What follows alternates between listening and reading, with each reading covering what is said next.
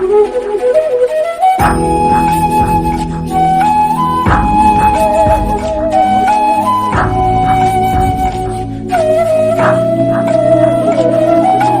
पुराने समय की बात है। एक व्यक्ति बहुत ज़्यादा गरीब था। उसके पास कुछ भी नहीं था। दुखी और परेशान रहता था।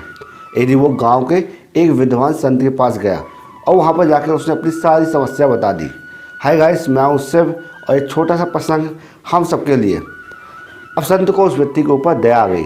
संत जी ने उस व्यक्ति को पारस मणि दे दी और कहा कि तुम इस पारस मणि से जितना चाहो उतना सोना बना लो। अब तुम्हारी गरीबी हमेशा के लिए दूर हो जाएगी। 5 पत्ता की सहायता से उस गरीब व्यक्ति ने बहुत सारा सोना बना लिया। अब उसके पास सुख सुविधा की हर चीज़ हो गई।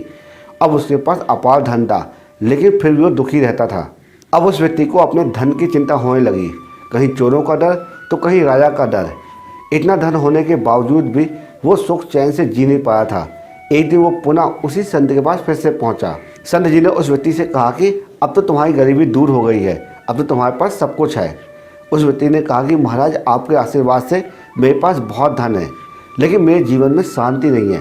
कुछ ऐसा उपाय बताएं जिससे कि मेरा मन शांत हो जाए और मेरा सारा डर खत्म हो जाए। संत जी ने कहा कि ठीक है, लाओ वो पारस मणि मुझे वापस कर दो। तो उस व्यक्ति ने पारस मणि देने से इनकार कर दिया और कहा कि मैं पुनः गरीब नहीं बनना चाहता हूँ।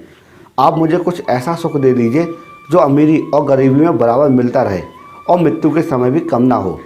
संत जी ने उस व्यक्ति से कहा कि ऐसा सुख तो भगवान की निस्वार्थ भक्ति में ही मिल सकता है। जो लोग भगवान की निस्वार्थ भाव से भक्ति करते हैं वो अमीरी और गरीबी और मृत्यु के समय भी हर हाल में सुखी रहते हैं। संत जी ने उस व्यक्ति से कहा कि जहाँ पर स्वार्थ रहता है वहाँ पर हमेशा दुख रहता है, और दुखों से मुक्ति चाहते हो तो भगवान की भक्ति करो, लेकिन निस्वार्थ भाव से। दोस्तों, एक छोटे से प्रसंग से हमें ये शिक्षा मिलती है कि जब भी हम पूजा पाठ करें, जब भी हम किसी दिवालय में जाएं, तो हमारे अंदर निस्वार्थ भक्ति का भाव होना चाहिए। कुछ लोग भगवान को नैया चढ़ाते हैं या प्रसाद चढ़ाते हैं तो अपनी मन्नतें मांगते हैं, पेड़ों में जाके मन्नत बांध देते हैं। कई तरह के ऐसे उपाय करते हैं ईश्वर से धन प्राप्त करने के लिए। क्या आप जानते हैं, अगर धन आता है तो उसके पीछे दुख भी आता है। ये आप हमेशा ध्यान रखिए। जितने भी दुनिया में बड़े आदमी हैं या करोड़पति अरबपति आदमी हैं, वो कहीं ना कहीं जीवन से अपने दुखी हैं। कोई लड़का से परेशान है तो कोई अपनी बहू से परेशान है, कोई अपने रिश्तेदारों से परेशान है तो कोई उस धन को लेके परेशान है, लेकिन परेशान है। लेकिन अगर आपने किसी भक्त से मिलोगे तो भक्त आपको कभी परेशान नहीं रहेगा, क्योंकि उसके अंदर निस्वार्थ भाव से भक्ति करता है। उसके अंदर कोई भी पाने की चाह नहीं होती है।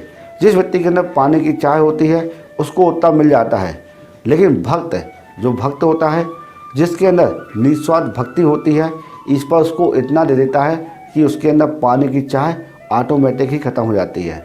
उसके पास धन होगा, थोड़ा होगा, लेकिन वो थोड़ा बहुत होगा। अगर ये प्रसंग आपको अच्छा लगा हो और लगाओ कुछ सीखने को मिला हो तो इसी वक्त इस वीडियो को लाइक कर देना, क्योंकि हम आपके लिए इसी तरह यूजफुल कंटेंट प्रतिदिन बनाते रहते हैं। जय श्री राम।